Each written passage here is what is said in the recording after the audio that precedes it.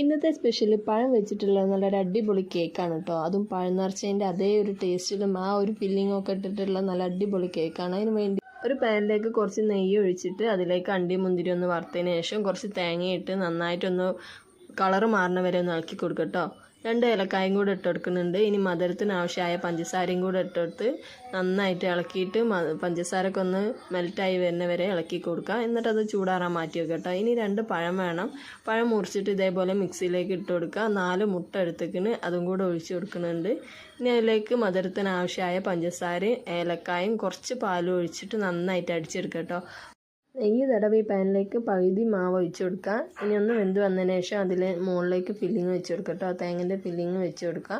ബാക്കിയുള്ള പഴത്തിൻ്റെ മിക്സും കൂടെ മുകളിലേക്ക് ഒഴിച്ച് കൊടുത്തിട്ട് അതിൻ്റെ മുകളിലും കൂടെ കുറച്ചും കൂടെ ഫില്ലിങ് ഇട്ട് കൊടുക്കുക. ഇനി മൂടി വെച്ച് ലോ ഫ്ലെയിമിൽ ഇട്ടിട്ട് ഒരു 10 മിനിറ്റ് വേവിച്ചെടുത്ത് അടിപൊളി കേക്ക് റെഡി.